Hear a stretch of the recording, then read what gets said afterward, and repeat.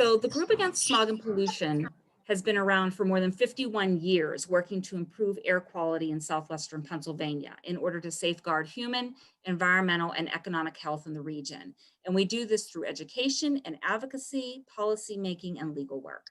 And our Making the Connection series aims to educate people about the connection between indoor and outdoor air pollution, health, climate change, waste, and the choices we make every day at home, school, and work, whether we're talking about food waste or fast fashion, transportation choices, or cleaning products. There's a connection to air quality and other environmental issues that this series is going to attempt to explore with participants. Now, the vast majority of GASP work focuses on pollutants like fine particulates or hydrogen sulfide, sulfur dioxide, benzene, and other criteria and hazardous air pollutants that come from stationary and mobile sources in our region and are known to cause adverse health effects. Tonight's program, however, is going to spotlight greenhouse gas emissions and a number of local organizations that are working to address the problem, connecting people to healthy, nutritious food and ensuring less food waste ends up in landfills, creating more greenhouse gas emissions. So according to ReFed, which is a national nonprofit working to end food loss and waste across the US food system, in 2019, an enormous 35% of all food in the United States went unsold or uneaten. That's $408 billion worth of food, roughly 2% of US GDP, with the greenhouse gas footprint equivalent to 4% of total US greenhouse gas emissions. Most of this became food waste, which went straight to landfills, incineration, down the drain, or was simply left in the fields to rot. And uneaten food also consumes cropland and fresh water, and it's the #1 material entering landfills. All the while, millions of Americans are facing food insecurity, lacking reliable access to sufficient, affordable, and nutritious food. So there's obviously a disconnect here. How can we ensure everyone has enough to eat and prevent food from ending up in landfills where it impacts our climate? So to help us to answer these questions this evening, we have 4 great organizations with us. Thank you very much to 412 Food Rescue, Ecotone Renewables, Worm Return, and Pasa Sustainable Agriculture. I would like to introduce our first speaker this evening, and that is Sarah Swaney. Sarah is the Vice President of Advancement and Engagement at 412 Food Rescue. In her role, she is responsible for raising funds, increasing engagement, and improving the partner experience among key stakeholders that support the mission of 412 Food Rescue. Sarah has over a decade of experience in fundraising and community engagement. Before joining 412 Food Rescue, she was Development Associate at the Westmoreland County Food Bank. Prior to that, Sarah was a Director of Corporate and Foundation Relations for the Salvation Army Western Pennsylvania Division, a 28-county service area. A native of southwestern Pennsylvania, Sarah lives with her family in Westmoreland County and is passionate about supporting human services and community resources. So thank you so much, Sarah. Please take it away. Thank you so much, Rachel, and thanks to GASP for featuring 412 Food Rescue and inviting us to talk to you today about our food waste solution and how we address that. I apologize, today actually is, just to celebrate for you all, it is Stop Food Waste Day. So I encourage you all, some of the information that I share with you tonight, you can use directly in your household. You can share with your friends, and you can help to support this movement that 412 Food Rescue has been working so hard to expand over the past 5 years. So with that, I will get started with the presentation I had prepared for you guys. Okay, can everyone see my screen here? Oh, hold on one moment. Okay, here we go.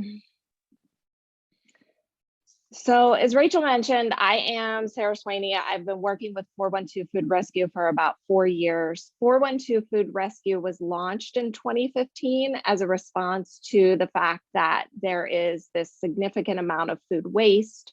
And at the same time, we utilize that as a way to address hunger in our communities. A lot of the facts I'm going to share with you over the next few slides, I apologize, Rachel actually threw out there. ReFed is one of the premier leading organizations in terms of addressing food waste in nationally and internationally. And we refer to them and they help guide a lot of the work that we do as well throughout the community. And as she mentioned, food waste is the #1 material in landfills. In 2018, the Food and Agricultural Organization of the United Nations reported that if food loss and waste were its own country, it would be the 3rd largest emitter of greenhouse gas emissions. And you can see from this chart, food loss and waste only trail slightly behind road transport in terms of greenhouse gas emissions. Food that is left to decompose in landfills emits a harmful gas, a harmful stream of greenhouse gases, such as methane, which is 21 times more potent than carbon dioxide, directly contributing to climate change. So because of this helped to guide some of the work that 412 Food Rescue is doing. And what can we do about this? This is food that is entering the landfill, but oftentimes there is a solution to using it. It is perfectly good, viable food. And when we talk at 412 Food Rescue about food waste, we're not talking about food that can't be consumed or should be put in composting. We're talking about a problem that is related to logistics, and this is perfectly edible food, but for whatever reason, businesses are choosing to dump it in landfills. So at the same time, we know we have a huge hunger problem throughout our globally and in the United States. Prior to COVID, the reports were by Feeding America that roughly 1 in 8 people were experiencing food insecurity. They don't have a reliable and regular source of access to fresh and healthy food. And since COVID, we know that this number has drastically risen. We're experiencing now as many as 1 in 5 people are experiencing food insecurity. And even among children, this number is staggering, with 1 in 4 children that are experiencing this as well. So if we looked at the food that's entering the landfills and the fact that this is perfectly good and edible, viable food, what could we do with it? And 412 Food Rescue solution is to redirect it to people who are experiencing hunger. If we had the ability to save all of the food that is wasted, we could feed everyone who is hungry 4 times over. And that's a pretty staggering number.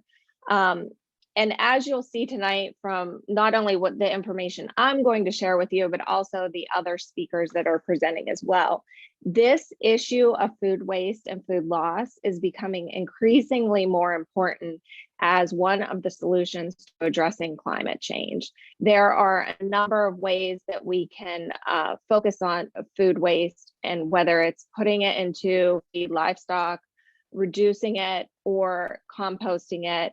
One of the ways that 412 Food Rescue does it, I'll go into greater detail, but all of these organizations that are extremely focused on addressing food waste and food loss in response to climate change are pushing more goals for organizations like 412 Food Rescue to enter the kind of arena to help expand this work so that we can really reduce greenhouse gas emissions and address climate change.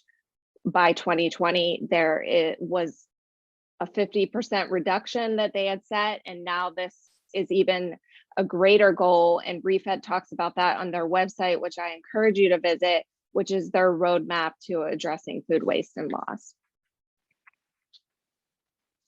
As I mentioned, a lot of discussion and talk has increased over the past few decades regarding food waste. And one of the challenges that I think a lot of organizations get hung up on this issue is that it's not as simple as taking the food waste, extra food, and getting it to people who need it. It is an extremely challenging logistics problem that is often daunting for organizations that were maybe in the hunger space for so long. For example, one of the comparisons between 412 Food Rescue and a traditional food bank is that we don't warehouse any of the food that we recover. And so that is extremely challenging. How do you get this food into people's hands immediately so that they can consume it? And we're talking infrequent and unpredictable amounts of fresh produce that is highly perishable. So just to kind of go over some of the differences, because I know I talked a lot about hunger and how our work addresses that, and to differentiate us and our model from what you kind of imagine as a traditional food banking model. 412 Food Rescue, as I mentioned, we do not warehouse or store any of the food that we recover from businesses that we work with. The process is direct transfer. And one of the ways that we have found our work to be most meaningful and impactful is through co-location of services. So organizations we work with to direct that food to reach people who need it are many organizations that people go in their daily lives. So housing authorities, libraries, after school programs, community health centers.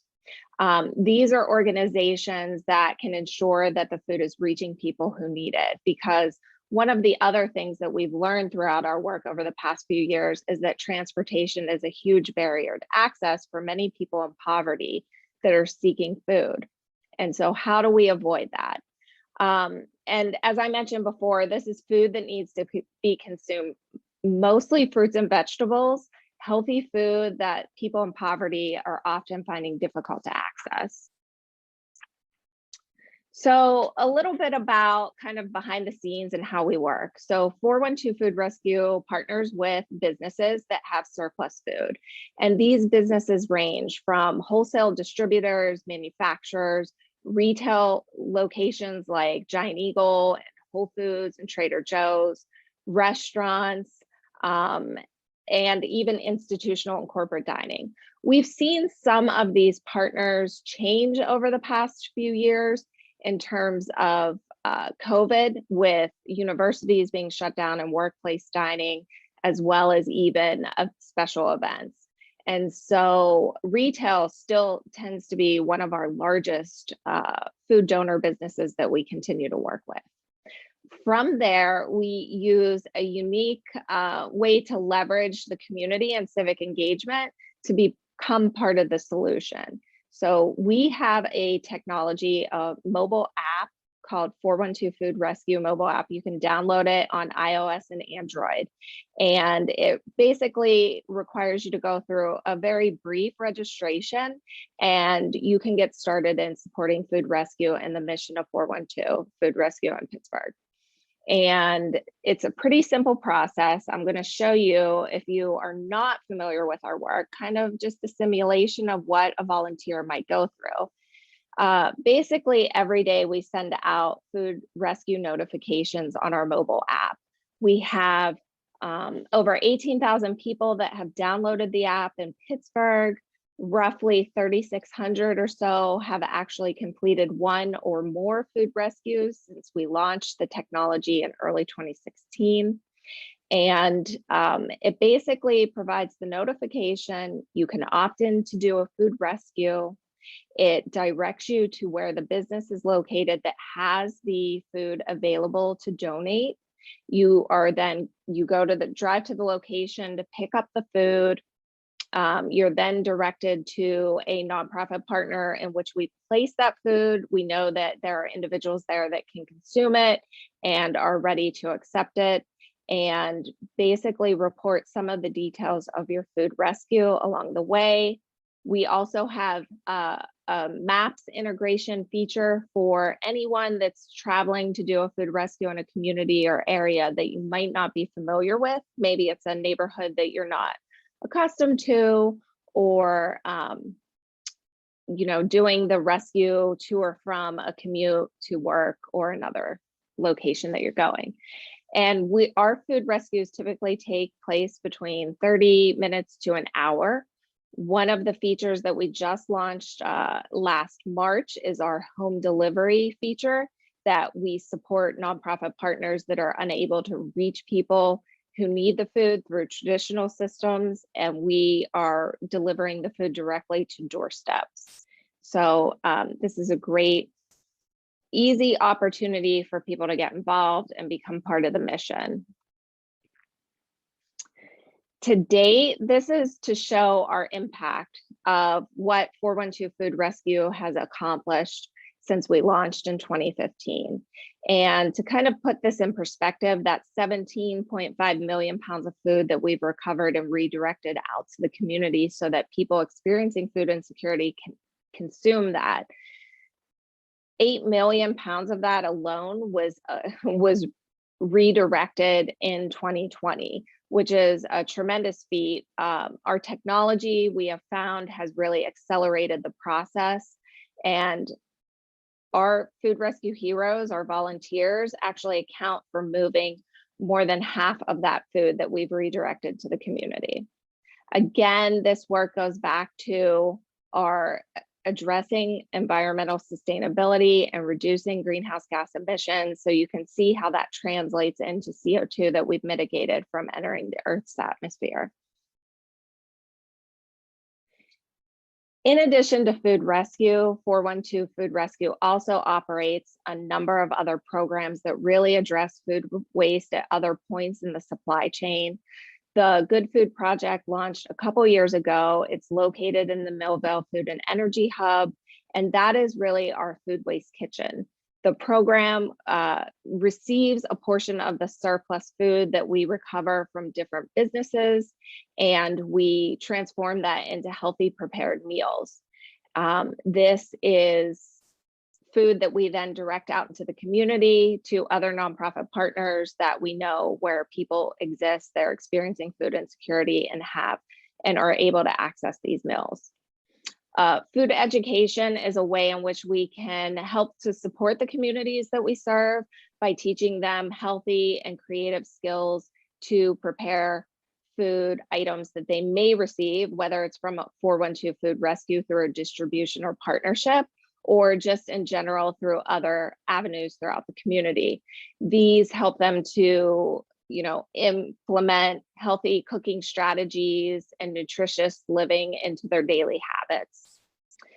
Our Ugly CSA program helps to address on-farm food waste. We work with a local supplier that sources produce grown throughout southwestern PA and is then resold to people that support and believe in our mission, and helps to cover the cost of 412 Food Rescue programs. And our Hidden Harvest program, which is currently on pause right now because of COVID, provides a lot of corporate and group volunteer activities. Because food rescue tends to be such a solitary experience, this helps to engage some of our corporate partners in urban gleaning.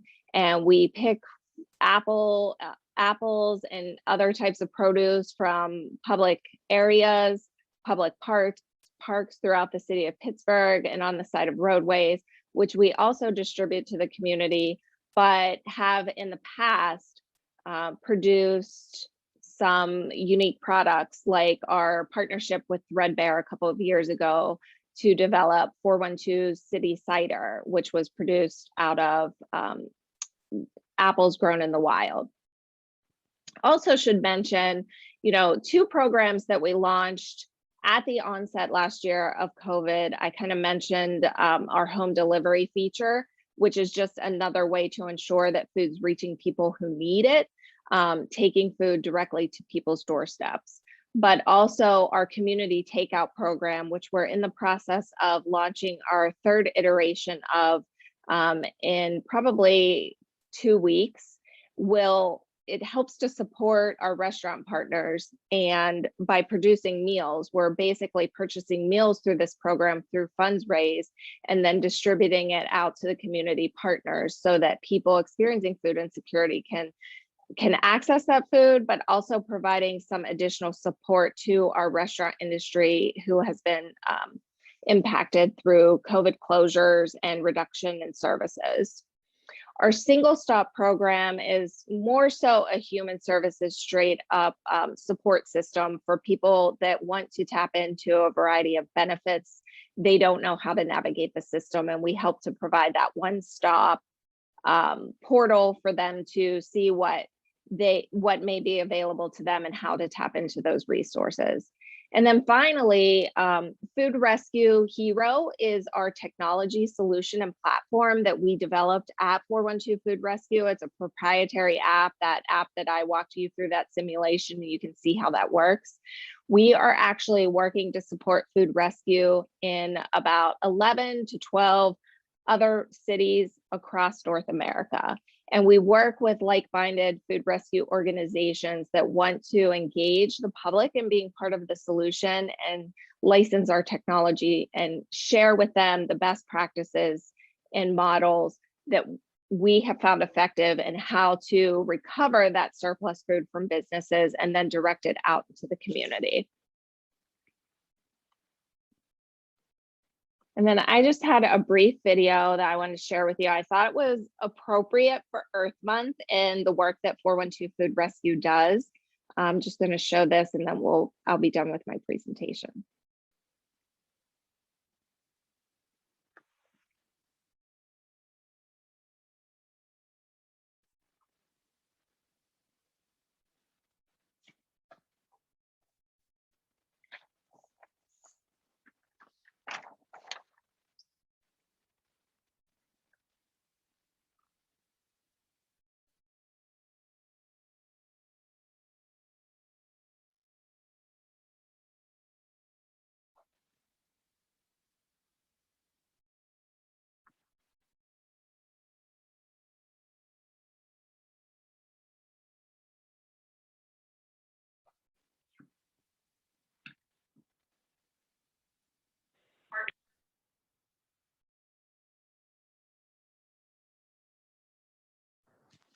Pre-K gives kids an advantage early on going into kindergarten, but long-term, those advantages diminish over time. Is there consensus on the benefits here? So I do think there is consensus in this literature that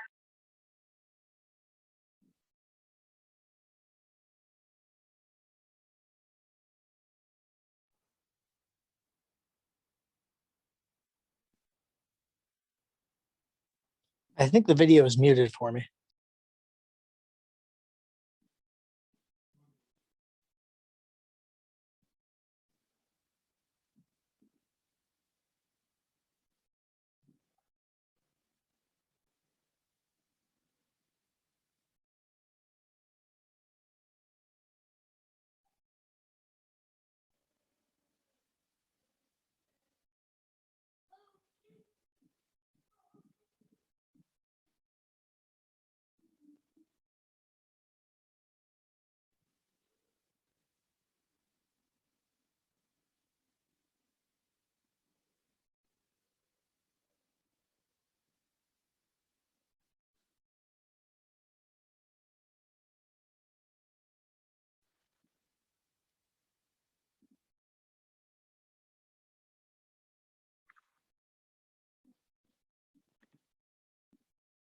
I just wanted to thank everyone again. I heard someone say the video was muted, but I'm not sure if that was the case across all of the participants. But just wanted to wrap up again and say thank you so much. We will share these. I'll share these resources with Rachel if you want to reference them or have questions at the end. We just hope that you would maybe consider joining us in 412 Food Rescue and helping to address climate change through our work to redirect perfectly good food out into the community.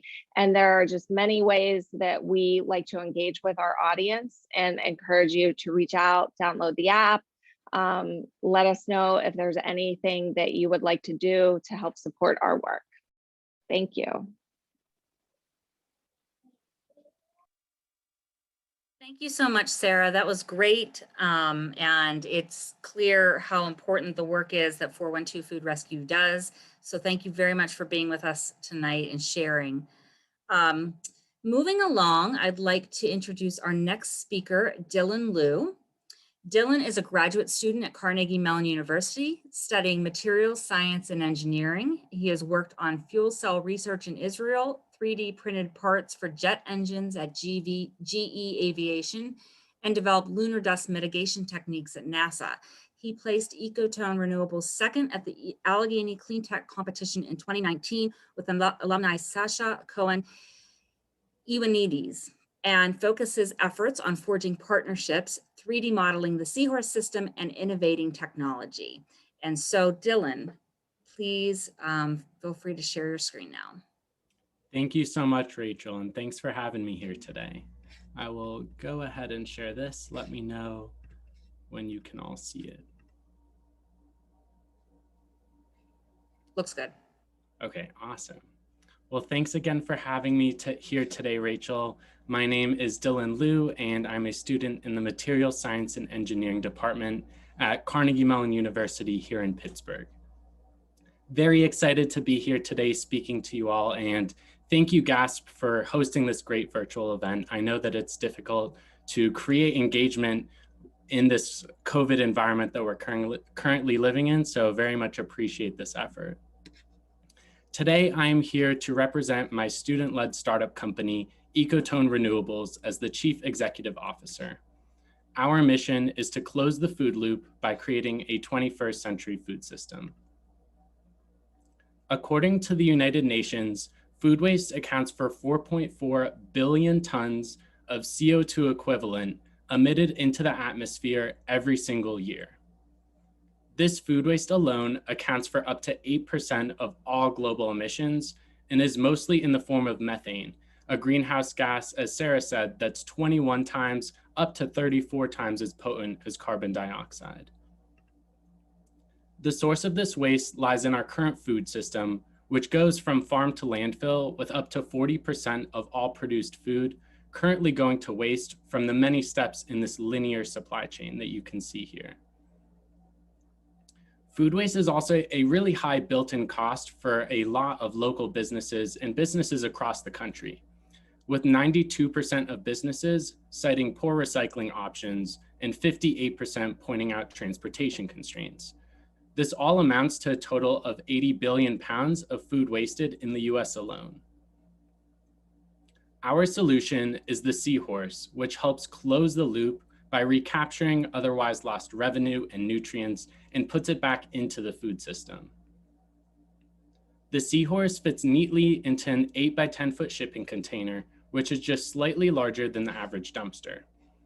Annually, it diverts 10 tons of food waste a year on site, producing up to 2,600 gallons of nutrient-rich liquid fertilizer.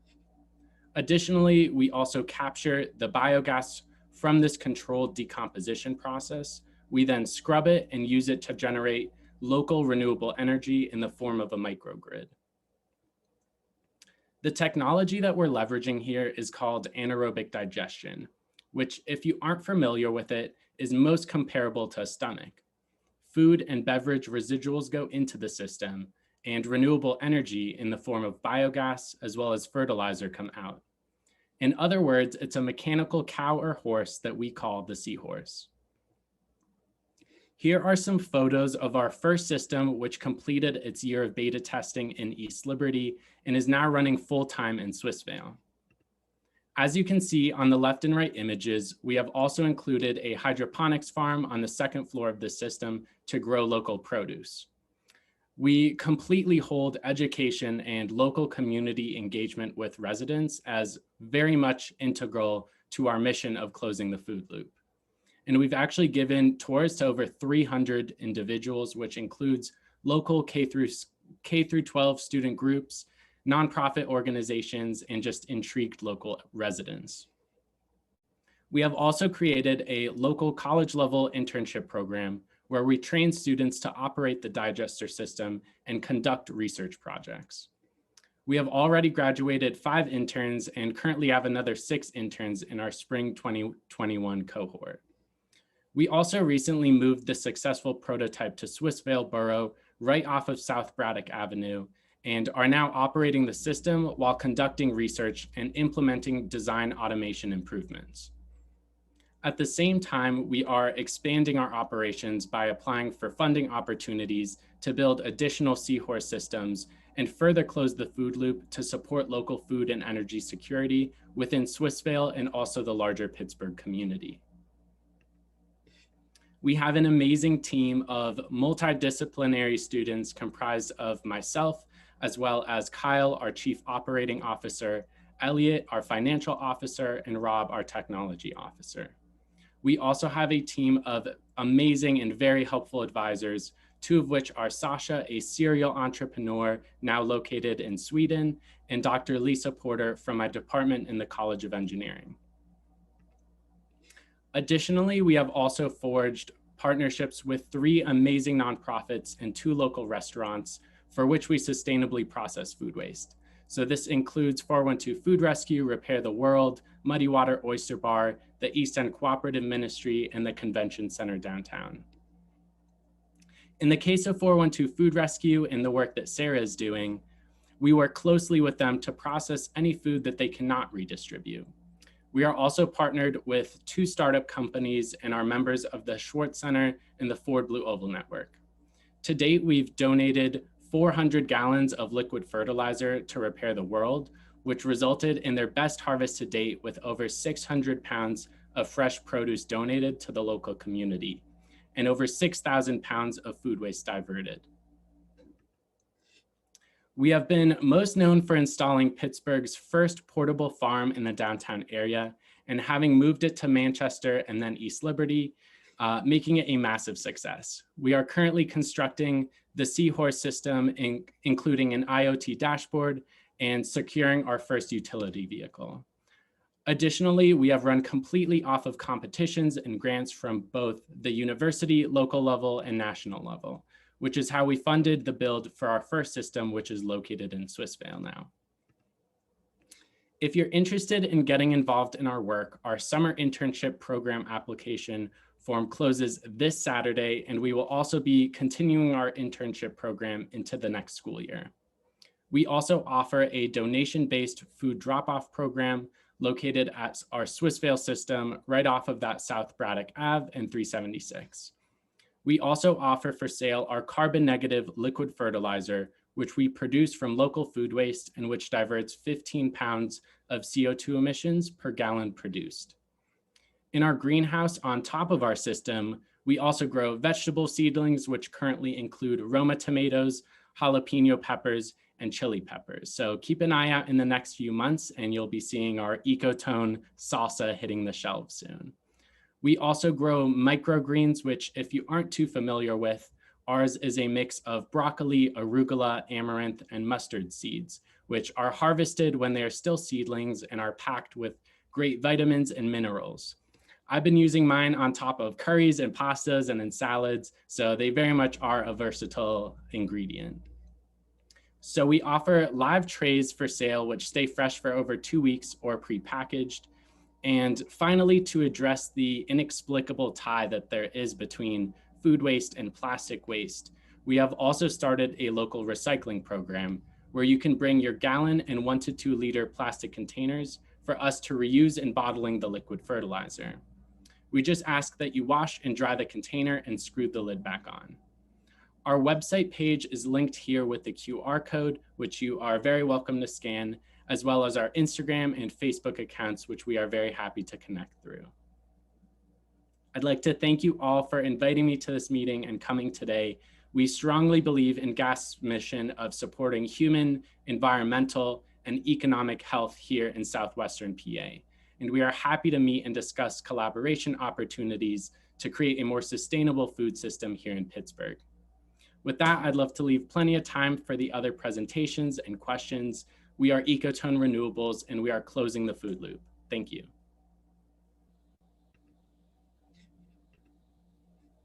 Thank you so much, Dylan, and congratulations on launching this new endeavor. It's really exciting to hear about, and I hope that our audience has some good questions for you. So let's keep moving along to our next speaker, who is Laura Toten-Kadori. Laura is a lifelong environmentalist and the founder and CEO of Worm Return, When thinking back on her environmental journey, Laura remembered that at around 6 years of age, she started a playground cleanup group called the Trash Busters, because what else would a kid in the 80s call a trash fighting club? However, the thought of keeping food scraps out of landfills was not so second nature. Like many others, Laura thought that food scraps in landfills decompose, so they don't take up space.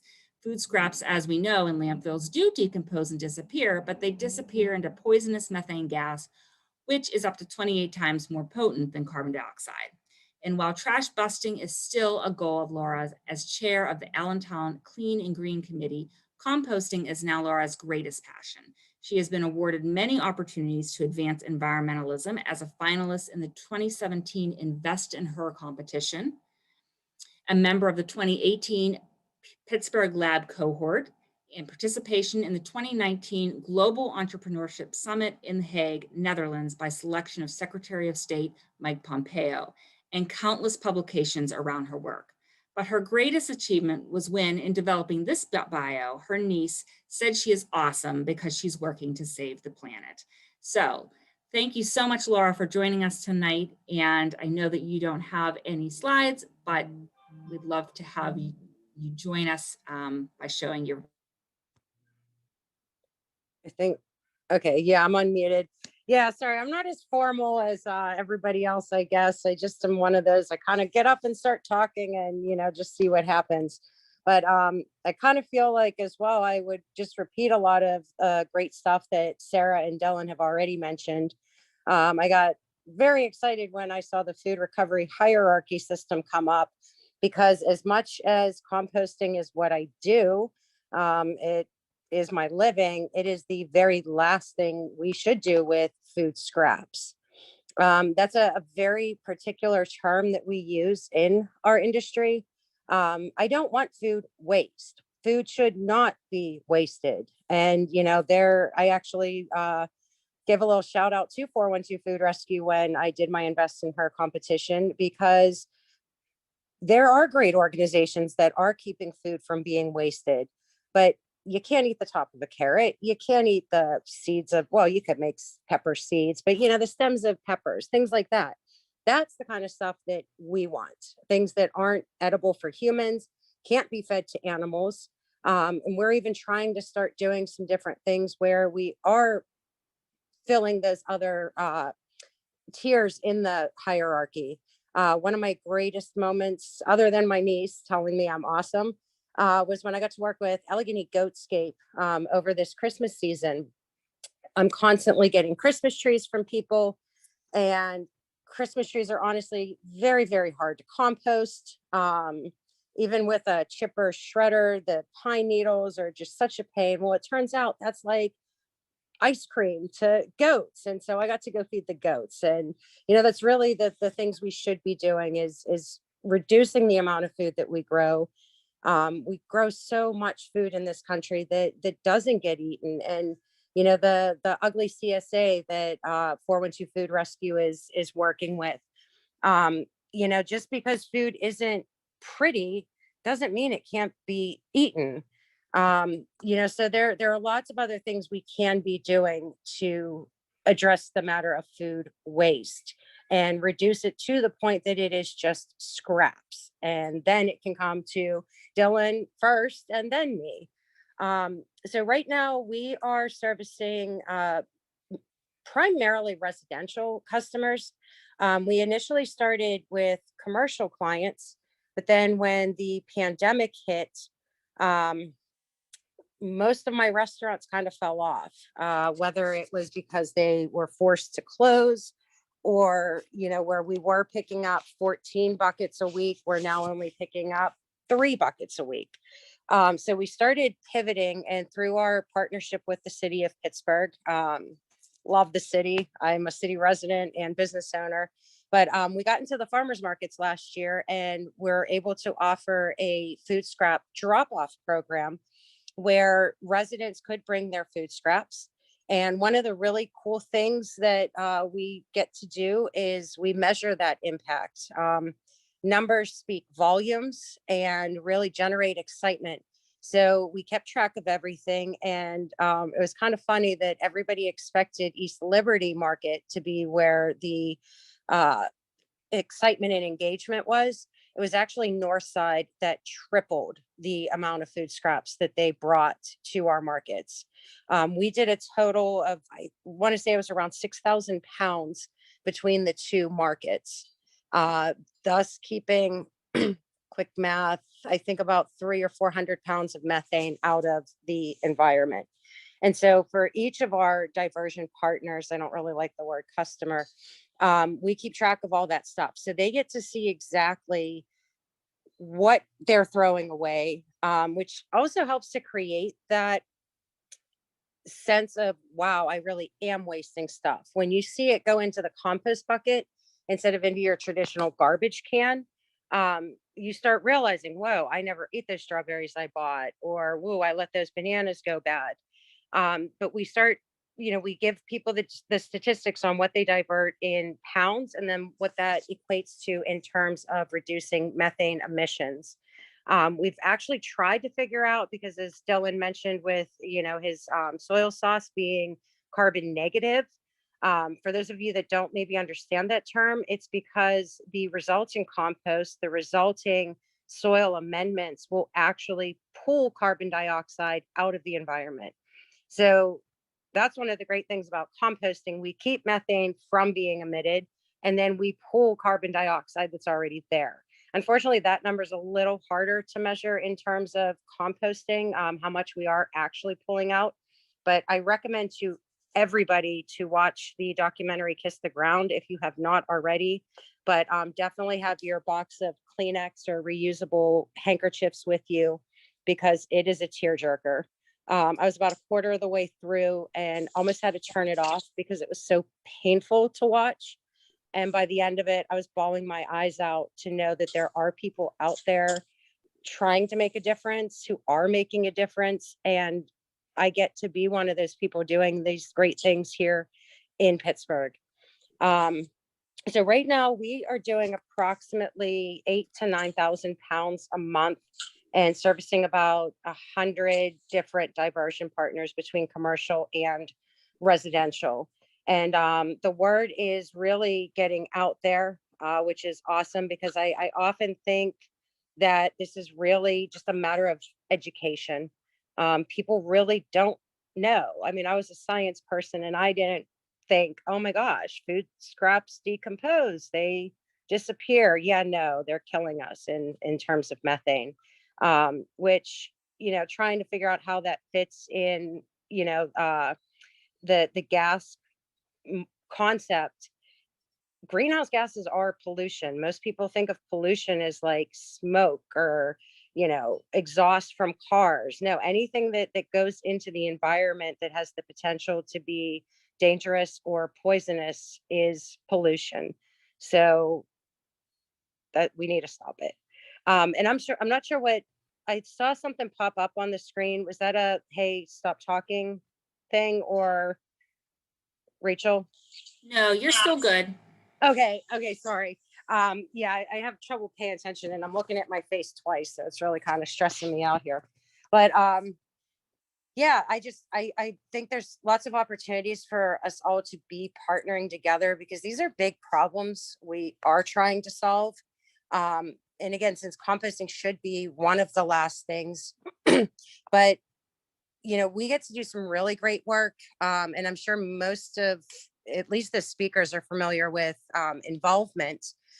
We've been working with the CEO, Dan Little, for quite some time now, and working to address food security through composting. So Worm Return will pick up scraps from local neighborhoods.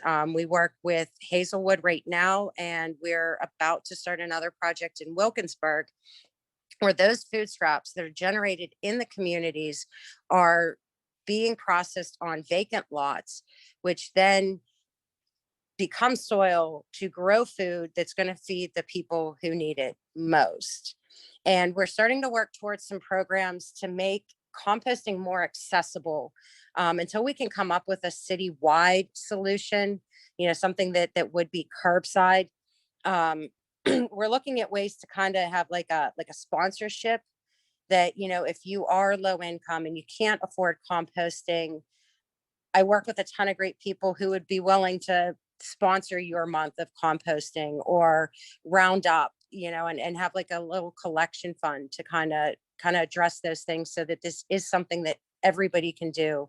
And it can become second nature, because it's just not.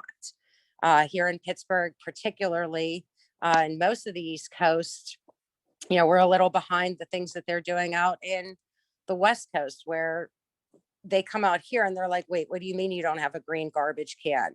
Like, organics don't go into landfills. Well, we're getting that word out. And again, I'm so glad to be here with these great people having this great conversation, because we really are the change that we want to see. And I'm really looking forward to the question piece of this, because that's kind of more where I like it. So is Dan on the Zoom yet, that he's ready to speak? I see Dan is here, so yes. Yeah, I'll pass it on to my good buddy Dan. I haven't seen him for a little while, so looking forward to it. Thank you, everybody. Thank you so much. It was great to learn about worm return. And let's move it on to our last but not least speaker of this evening. That is Dan Dalton. Dan manages educational programming, member outreach, and research coordination in Western Pennsylvania for Pasa Sustainable Agriculture. He also leads their diversified vegetable apprenticeship program. Dan holds a master's degree in international development from the University of Pittsburgh with a major in development planning and environmental sustainability, which he focused on agriculture and rural development. He has worked as an agronomist, advising farmers on how to manage their soils more sustainably, as a vegetable grower, and as an educator teaching agroecology. So without any further delay, take it away, Dan. All right, thank you, Rachel, and thanks to everyone who spoke before me and for the invite. I'm Dan Dalton. My role typically is working with farmers and in education sort of around the region and around the state, but I'm sort of speaking to you tonight in my capacity as one of the coordinators of the Pittsburgh Master Composter Program, which is a program that's in its second year. And comes out of the work of the Pittsburgh Food Policy Council, and specifically the Urban Ag and Urban Soils working groups, which have been in existence for quite a number of years. And in the Urban Soils Working Group, we were looking over the span of many years at soil remediation and looking at issues relating to soil health and reclaiming urban soils for productive growth and just safe engagement and things like that. And we kept looking at all kinds of different high-tech solutions and more scientific and more chemically based, or, you know, just to see what was out there. And the answer that we kept coming back to time and time again as an effective and cost-effective strategy was compost. It's the most effective way to address this, along with, you know, diligent and appropriate soil testing for contaminants and things like that. So the two of those together were really the solution we hit upon. From there, we jumped off and saw the need for an urban soil specific gathering for folks around the Rust Belt to get together, Pittsburgh and the wider Rust Belt community. And so that's where we started the Three Rivers Urban Soil Symposium, or TRUSS, which is a once a year convention or gathering, 1 or 2 days, depending on the year, where technical experts and community folks can all get together and share you know, experiences and the latest science and whatnot as relates to soil health and community health through growing. We saw then a further extension out then from TRUSS was just the interest in folks in building kind of the community awareness and the community competency in composting as a waste reduction strategy and as a soil remediation strategy. So those are the folks who we work with tend to come from one or both of those backgrounds, or just an interest in, you know, sort of more closed loop growing systems. So like I said, this is our second year. We modeled our program on the New York City Master Composter Program. We had some peers there who were very generous in sharing their curriculum and their expertise and their knowledge. And what they developed their program as a way to build the political will and the community awareness of composting as an activity and as a priority activity. So they started with community projects. built to neighborhood composting, built to regional composting, and then built to citywide composting. So they built that scaffold over time through awareness, through education, and through leveraged work. So that's the approach we're taking. So this is our second year. We are pretty selective as far as who's coming to work with us, and we really try to choose organizations or individuals who are working with organizations or projects or schools or community gardens, things like that, that can really leverage the information that we're sharing. So it's not really a one-on-one, or it's not really for the backyard consumer yet. It's really for community projects to help sort of raise the bar for community composting generally. So this year we've got folks who are involved with children's programming and children's education, community farming and incubator farming. Several different community farms are represented who engage with a lot of youth, and then one community garden as a really high level of composting and compost engagement. And again, the goal is just to leverage these trainings and to get folks really up to speed on higher level composting, making it attractive, making it productive, and helping people to see the value in both the waste reduction opportunities, but also the growing and the soil remediation opportunities that exist there.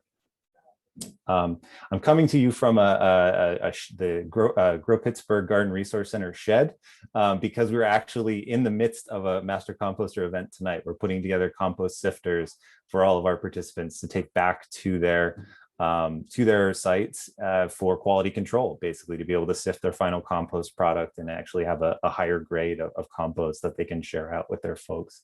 So I stepped away from that to join you all. So I appreciate you allowing me to join late. I guess the only other thing that I would say as regards this is just that there are a lot of opportunities here. I think Laura touched on them, and I'm sure 412 and Ecotone touched on this as well, that there's still so much slack in our system. There's still so many opportunities to find and recover things. And to Laura's point, to use it to its highest function. If it is still edible and recoverable, we should be making every effort to recover it as such. But if it is down the stream, there's also a lot of materials. We've got a lot of leaves, we've got a lot of grass clippings, we've got a lot of woody materials, and we've got a lot of like horse and animal waste that's sort of in the para-urban areas that could be leveraged for reclamation, so that they don't become runoff hazards to our waterways and air pollutant irritation issues to neighbors, and just reducing the waste stream there as much as possible. Laura has been one of our guest speakers in the past, and we really value that because worm composting I think of as like the highest level, the high octane, most stable kind of form of compost, and we really see a lot of value in trying to engage with with vermicomposting as a part of this whole process. I think I owe you an email, Dan. I'm really behind on emails, and I was going through and I'm like, oh geez. So we'll get back. I understand. There, so, yeah, thank you. Yeah. But yeah, I mean, we just, I think everyone has really hit on it, pretty well.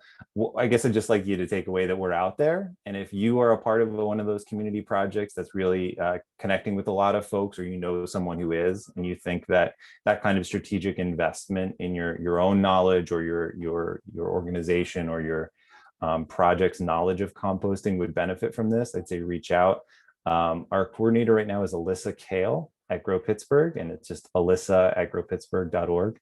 And we just keep a running list. We run this program once a year in the off season, starting sometime after the new year, with the goal of finishing about now, so that folks are able to take all the knowledge that they learned in the spring and immediately take it out into the field and use it in their projects. But I guess if we saw overwhelming demand, we might run another summit session later in the year. Yeah, just keep an eye out for us.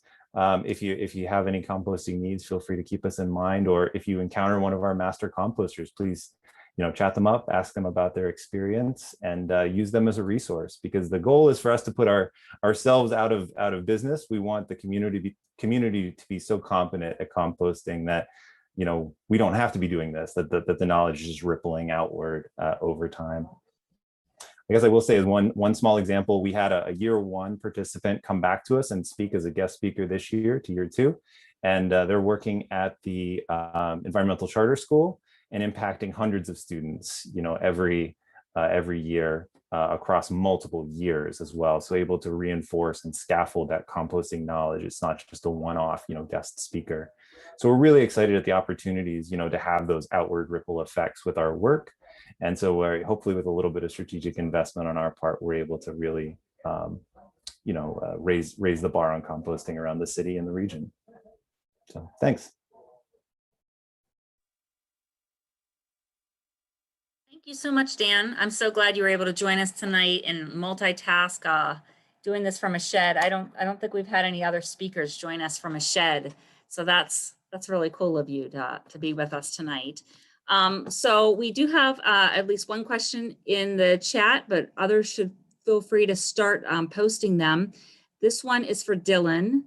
And first, Margaret says, what an inspiring group of innovative young people. Thank you. And so for Dylan, can you speak to the costs and logistics of setting up a Seahorse digester in a community? Yeah, great question, Margaret. So to build this first pilot system, it cost us, to be completely transparent, around $70,000 to build. So building this system takes about a month, and you actually need to let the stomach incubate. So it's almost like a little baby we're taking care of. You have to feed it small meals throughout the day and let the bacteria in the stomach gain strength. So that takes about another month. So it's a total of about 2 months to build one of these systems and have it ready to start accepting food waste. So the building cost is something we've been working very diligently to try to reduce, because that is the main barrier to entry for a lot of communities and small businesses, because they don't have that kind of money just set aside to build one of these systems. So that's something we're working with to actually reduce the size of the overall system, but keep all of the internal components the same. So our current system is in a 10 by 20 foot shipping container with a greenhouse on top of it. And we're actually redesigning it to fit in a 8 by 10 foot shipping container with no additional greenhouse. So that's going to drastically reduce the cost by not having that additional greenhouse on top, as well as improving the energy efficiency of the system. Okay, yeah, Dylan. Great question. Yeah, I see this below asking what kind of food waste that we can take.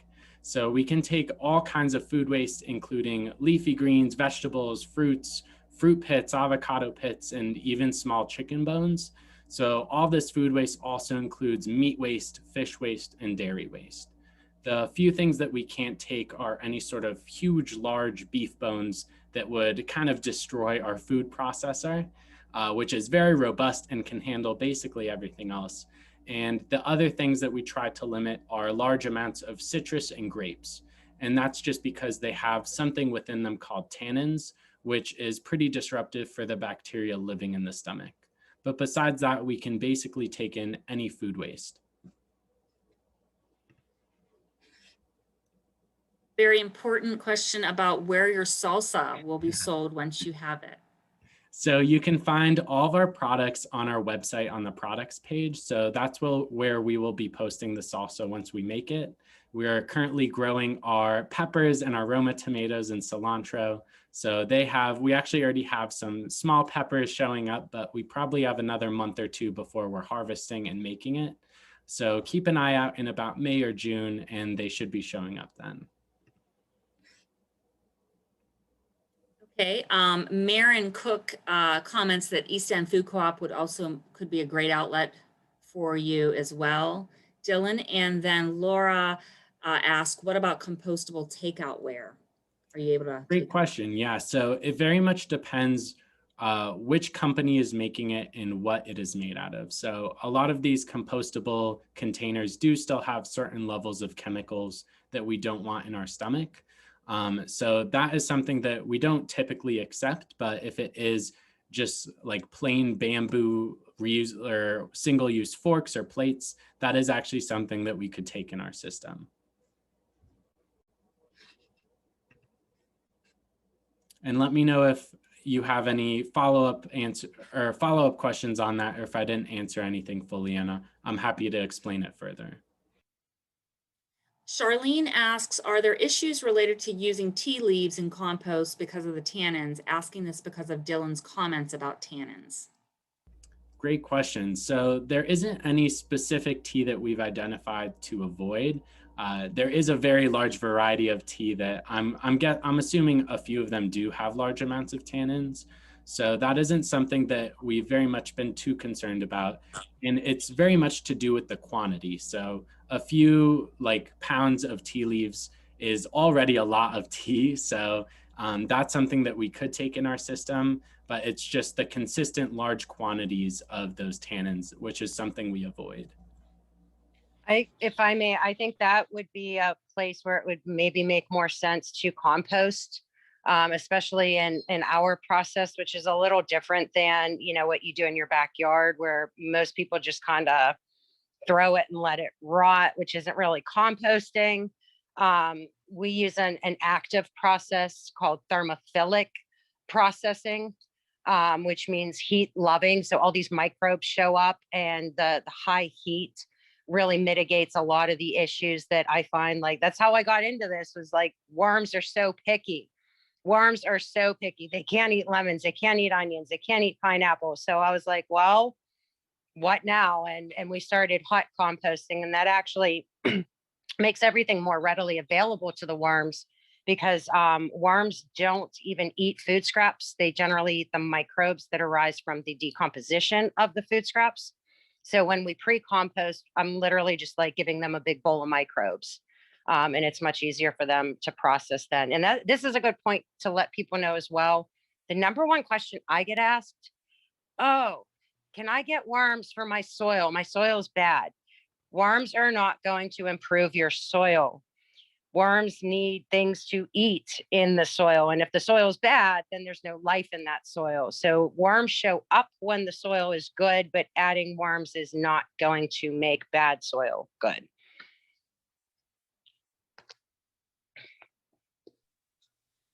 Thank you.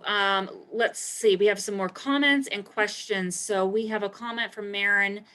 She says, speakers have been very conservative in their descriptions of the climate impact of methane. The 20 to 30 times CO2 is on an unrealistic timescale of 100 years. Methane only remains in the atmosphere for about 10 years. A more appropriate number is something like 87 times, which corresponds to a 20-year timescale.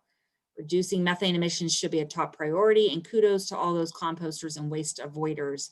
I don't know if anybody wants to respond to that or simply agree. Yeah, completely in agreement with that 87 times number. And that 20-year time scale is very much what we're looking to in avoiding that 2 degrees Celsius global warming. So I think looking at that time scale very much is more important than this 100-year time scale. But I think that overall, it is just, you are 100% correct that methane is a very large contributor to global warming and climate change, that we desperately need all of these solutions that have been discussed tonight.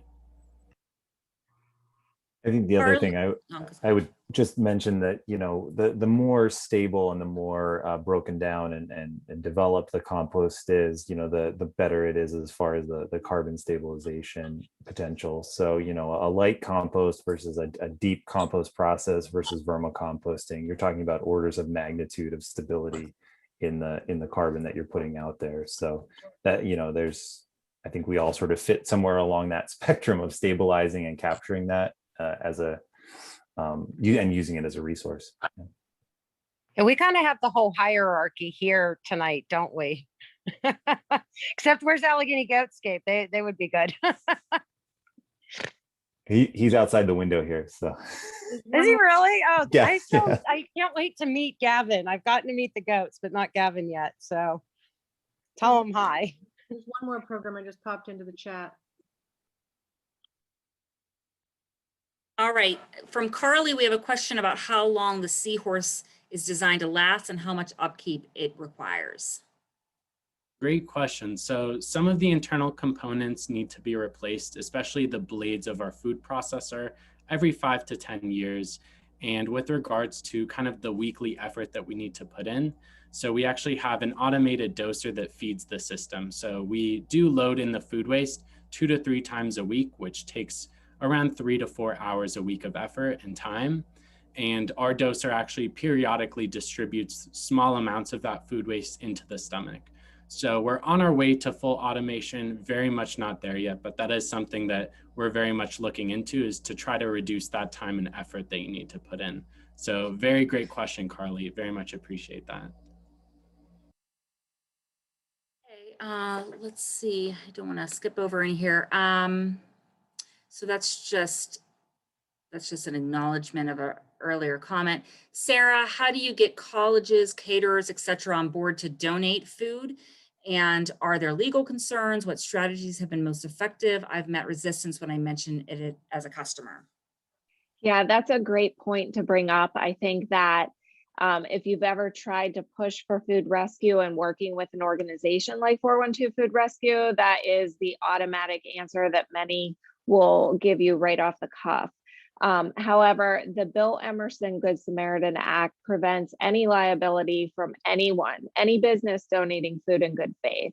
And us at 412 Food Rescue, we work only with businesses. Unfortunately, we're not able to accept surplus food from households.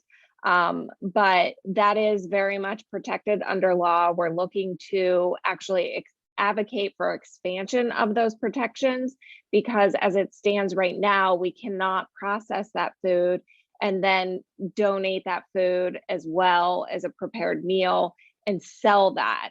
So, which is what our food waste kitchen in Millvale was trying to accomplish by producing SNAP eligible products.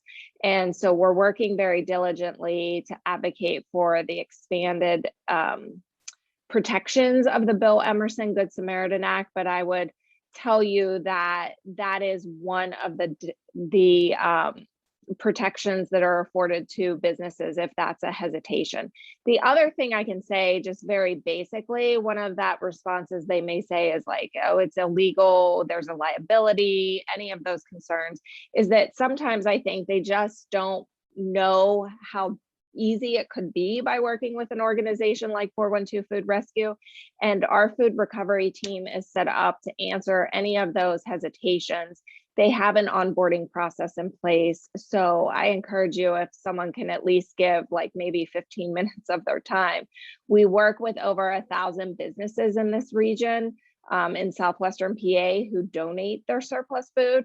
So we have a lot of advocates out there that can say, you know, single-handedly that this is an easy process. We love working with them. We see the impact that the food being directed to the community has, both from the organization. We report back to them how that food was directed, but they can hear about it through the work that we do throughout our footprint.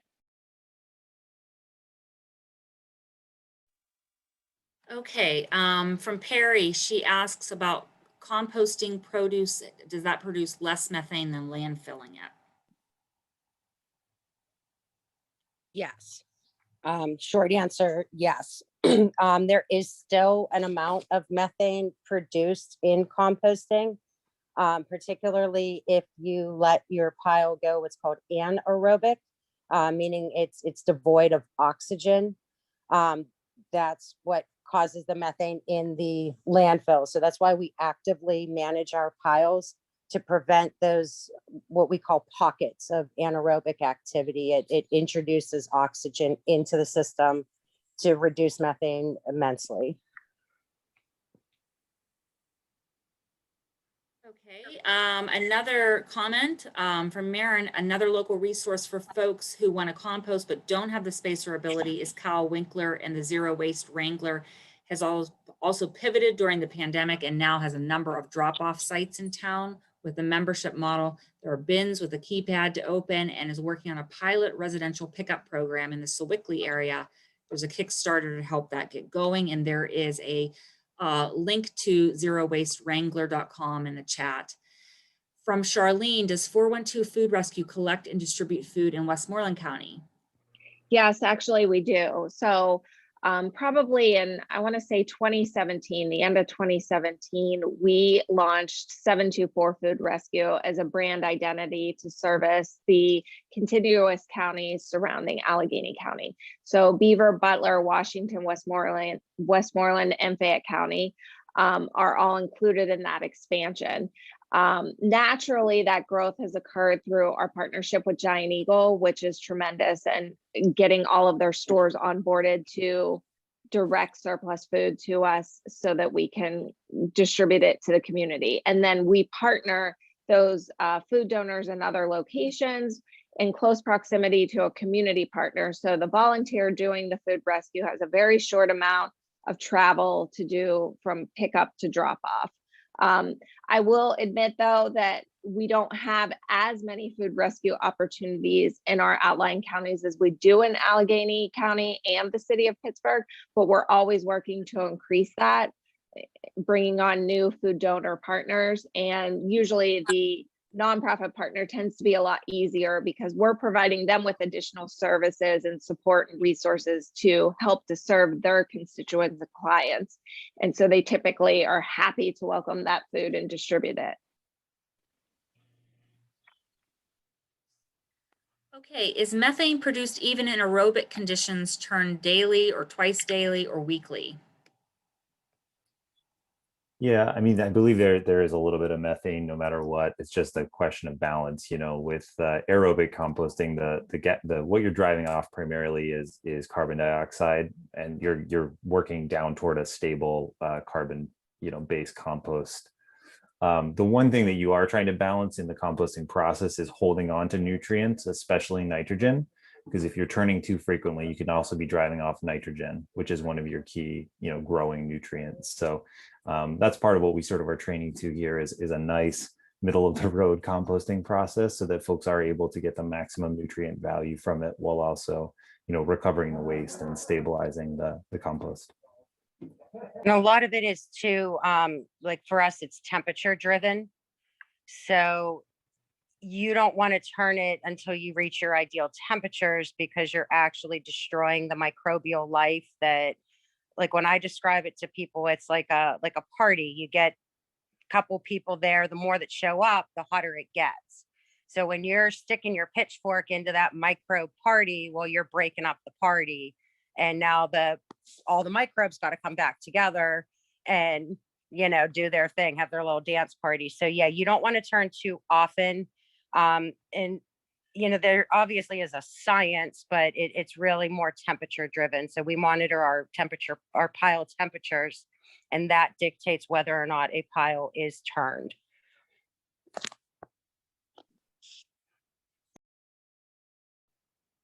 Okay, well, thank you. Let's see.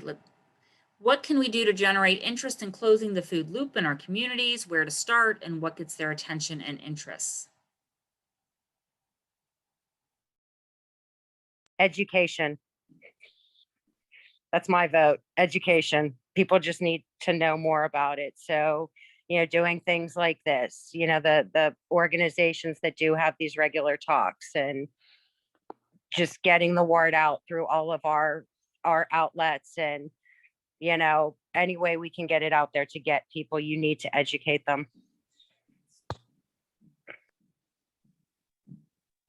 I would just add to engagement. I mean, we're here listening to a very captive audience that is obviously engaged in some aspect that all of our missions touch on.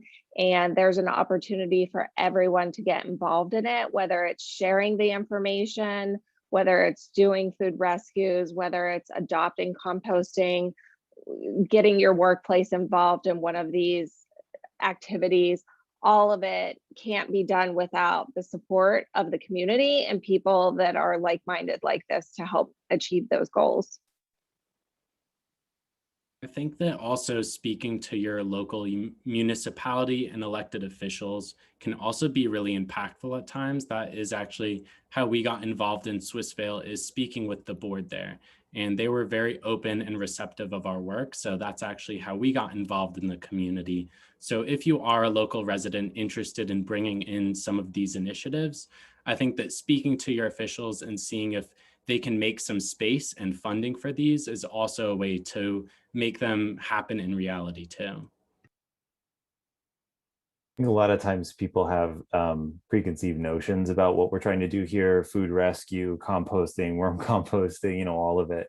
and making it real for them, both as an educational exercise, as an engagement exercise, but then also as something that they can be doing proactively, whether that's for, food security and food justice, whether that's the climate, or really it's all of it, at the same time. And so to find where people's little interests are and just find your in and help them understand how it all kind of fits together. People really like a good seamless story when you can sort of spell it out for them and are really interested and engaged at this point. So you've got a really ripe field of folks out there to work with, and just to, help them understand what they're looking at and what's possible.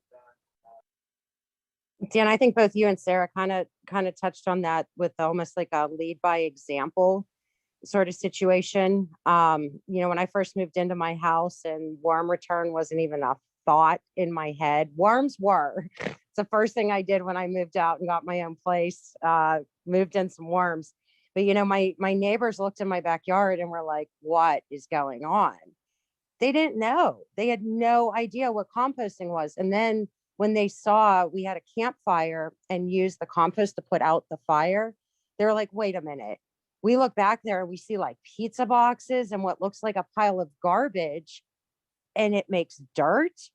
Next thing I know, I hear my neighbor saying, yeah, man, she got us into composting and recycling. It's amazing how little garbage we throw away. One person that saw me doing something is now going out and telling their friends. So that's really what it's about. Like, we need to be the embodiment of the things we're trying to do, and people will see it and they ask a question and then they start telling all their friends. And that's going to make the biggest difference, I think. So a couple more questions have come in. Let's try to get through them because we want to wrap up by 7:30.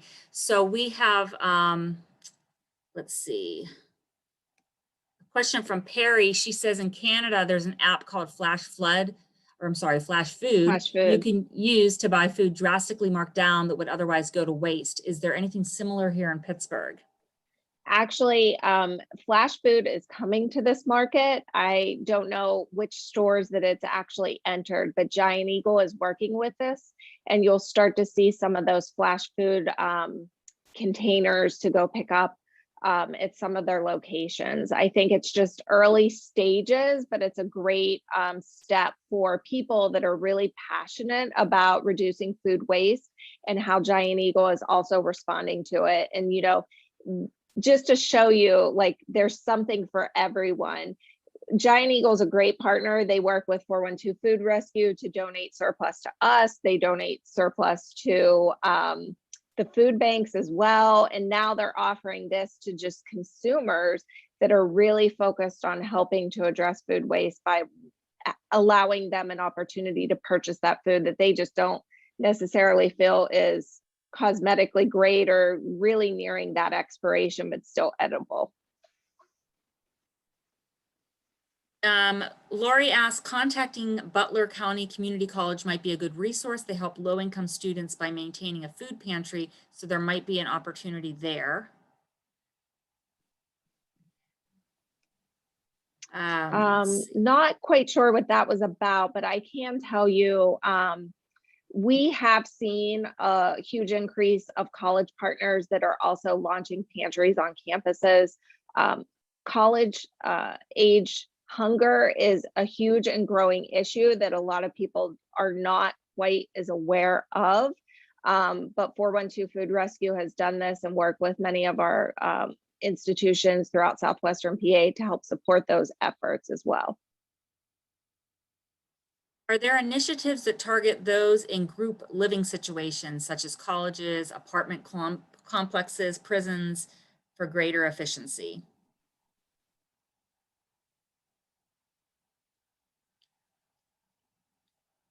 I don't know if that was with regard to the hunger solution, but I can tell you, as I mentioned before in my presentation, that we work a lot with housing. Specifically our public housing authorities to direct surplus food to those communities, because we know that's where people in poverty live. They often are faced with a lot of barriers to food access in terms of transportation, time, childcare. And so by directing the food directly to housing and community living organizations, we know that it can reach people who need it.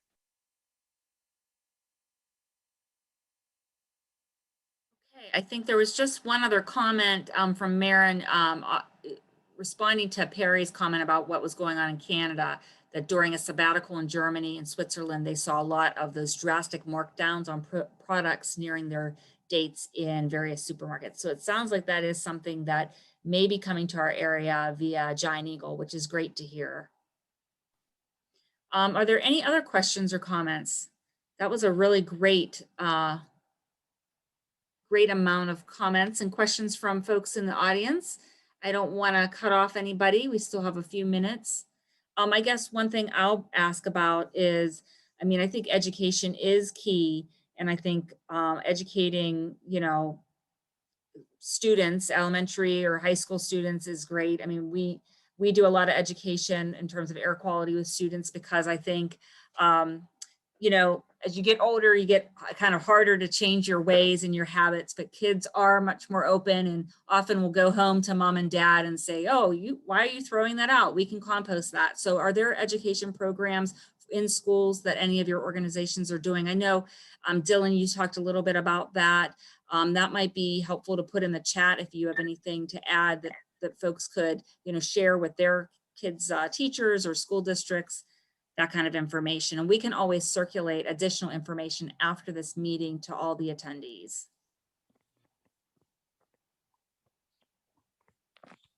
This is not compost specific. This is more in the farming realm, but we just registered a pre-apprenticeship program statewide. So training diversified vegetable farmers. So we're working with a couple of partners, one here in Pittsburgh and one in South Central PA. And those are after school and summer programs, but we're entertaining other partnerships as well. And it's really a sort of a employment opportunity for students to really get some very tangible, hard skills that then are very translatable both to agriculture, but also to just the workforce in general. And we find that, you know, just by laying things out in a really logical and systematic way, that they're able to make it they're able to, you know, tackle a very big, broad subject and something that is really weighty and involved as farming and food production, just through structure and through support and through an articulated curriculum. So that's something that's out there. If you're interested in that for an organization or for, you know, for someone, you know, I'm just dan@pasafarming.org, and always happy to talk about that. And I didn't speak quickly enough to the institutions question. That's actually one of my mentors, has done a lot of work in the vermiculture space with bringing worm bins, but at this point they're large, what are called continuous flow through systems, meant for industrial purposes. So there's a lot of work that is being done in that space to address those group living situations. And just a few more comments on that we received about education, specifically that Grow Pittsburgh does school gardens incorporating composting education. Niagara on the Lake in Ontario has curbside composting pickup. That might be a good model to research to jumpstart in our area. They provide the bins and et cetera to residents for collection. And Dylan has posted the Ecotone internship program application, which I believe he said is due later this week. So don't delay on that. Maren said she's done a lot of composting education in various contexts. I'm usually talking about composting several times a year during my monthly sustainability salons, which you can learn more about there. Maren has that posted in the chat. And then Sarah Schaefer puts, I own Schaefer Hospitality, and in particular, Tina's Classic Cocktail Bar and Natural Wine Shop. Since opening in 2017, I've been composting with Kyle at Zero Waste, and since then have become almost completely zero trash. Additionally, this year, I've extended my strict zero trash bar programming to the catering and event sector of my company. If anyone is interested in assisting in waste for future events, or have interest in discussing ways that my hospitality company can assist in raising community and public awareness about food waste, I'd love to connect. And she puts her email address in there. So that's awesome. Thank you very much for sharing that. Are there any other questions or comments? This has been a great discussion. Well, then go ahead. I just want to thank all of our panelists for sharing your time with us this evening and presenting on your various organizations and businesses that you have. You're doing really fabulous work, and this was very educational for me. And these are the type of events that GASP wants to be able to put on with our Making the Connection event series, a little bit out of the regular realm of issues that we're talking about, but certainly all related. And so thank you so much to Dan, Dylan, Sarah, and Laura. And then thank you to all of you who joined us tonight. We know that Zoom meetings are sometimes can get a little bit much because you do them all day. So thanks so much for joining us. And we'll send out some additional links and then have the recording available soon. So thank you again and have a great evening, everybody. Thank you all very much. Thanks, everyone.